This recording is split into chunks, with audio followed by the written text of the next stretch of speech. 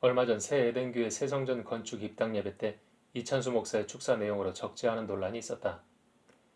이찬수 목사가 사람들에게 유명해진 계기는 성전 건축으로 교인들을 힘들게 하지 않고 교회 지을 돈으로 가난한 사람들을 구제하겠다는 선언이었다.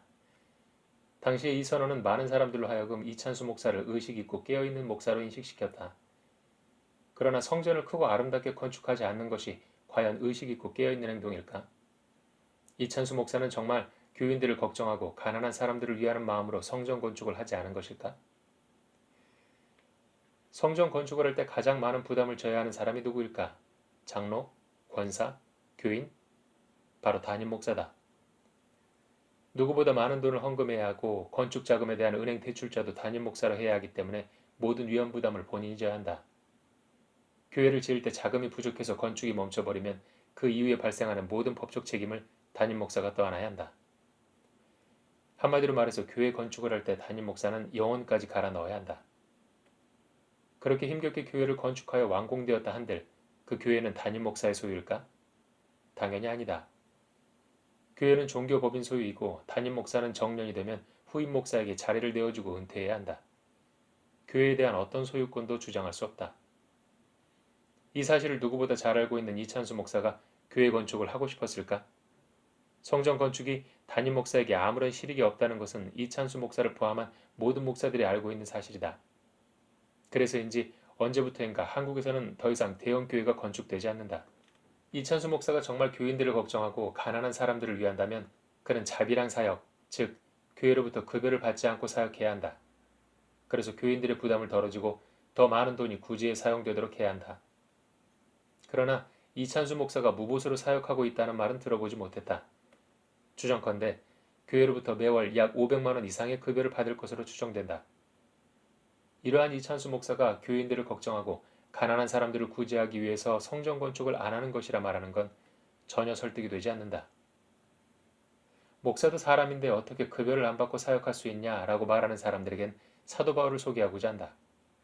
사도 바울은 신약 성경의 3분의 1을 작성하고 결혼도 안 하며 복음을 위해 사역하다가 결국 목이 잘려 순교하신 분이다. 사도 바울은 생전에 자신이 세운 교회의 교인들에게 헌금을 요구하지 않으셨다. 물론 사역비를 요구할 권리는 당연하다. 사도 바울도 말하길 일하는 소에게는 망을 씌우지 않는다라고 말씀하셨다. 그럼에도 헌금을 요구하지 않는 이유를 복음에 덕이 되지 않기 때문이라고 말씀하셨다. 예수 그리스도의 복음을 전하는 그 위대한 일에 흠을 내고 싶지 않으셨다는 말이다. 그래서 사도 바울은 천막을 만들어 팔아 돈을 벌고 그 돈으로 사역을 하는 자비랑 사역을 하셨던 것이다. 2000년 전 사도 바울 같은 위대한 사역자도 자비랑 사역을 했는데 21세기를 살아가는 목사가 자비랑 사역은 불가능하다? 사람들이 모르는 또 한 가지 사실은 우리나라에서 가장 많은 구제 헌금과 가난한 사람들을 위해 사역하는 교회가 어디일까? 바로 여의도 순복음교회와 사랑의 교회다. 이 교회들은 대형 교회이다 보니 많은 사람이 모이고 많은 헌금을 하니 많은 돈을 구제 사역에 사용하고 있다. 분당 우리 교회 같은 협소한 교회와는 차원이 다른 자금력으로 가난하고 어려운 사람들을 돕고 있다.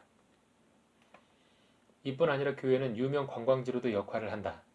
현재 유럽의 크고 아름다운 교회들은 대부분 유명 관광지로 알려져 많은 관광객을 불러 모으고 여기에서 발생하는 수익으로 가난한 사람들을 구제하고 있다. 이렇게 교회를 크고 아름답게 짓는 것은 많은 장점이 있음에도 불구하고 가난한 사람들을 구제해야 하니 성전 건축을 하지 말자고 하는 것은 참으로 근시안적이고 무지한 말이 아닐 수 없다. 나는 이런 위선적인 사람들을 보면 예수님의 머리에 향유를 부은 마리아를 꾸짖던 유다의 모습이 보인다. 유다는 마리아에게 그 비싼 향유를 비싼 값에 팔아 가난한 사람들을 도와야지 왜 이렇게 허비하느냐 라며 꾸짖었다. 유다는 돈깨를 맡은 자로 돈을 훔치는 데 관심이 있을 뿐 가난한 사람을 위하는 사람이 아니었다. 향유 판 돈을 자신에게 맡기면 그 돈을 착복할 수 있는데 그렇게 못하니 가난한 사람을 들먹거리며 마리아의 행동을 비난한 것이다. 결국 유다는 은 30냥에 예수님을 팔아버렸다. 현재 한국에는 사회주의 이데올로기에 오염된 목사들이 많이 있다. 이들은 대부분 80년대에 대학생활을 하였고 김일성 주체사상을 배운 간첩들이 대한민국을 공산화시키려 반정부 투쟁을 주장하던 학생 시위를 민주화 운동이라며 치켜세우는 세대다. 그 대표적인 인물이 이찬수 목사인데 그는 간첩 신영복을 존경한다고 말했던 사람이다. 이러한 목사들이 강단에서 편향된 설교를 하는데 어떻게 대한민국이 영적으로 건강할 수 있겠는가? 현재 대한민국은 영적으로 매우 혼탁한 상황이다. 가짜가 진짜 행세를 하고 바보가 지혜로운 자 흉내를 내며 어리석은 대중을 인도하고 있다. 그러니 그들은 결국 모두 다 공경에 처하게 될 것이다.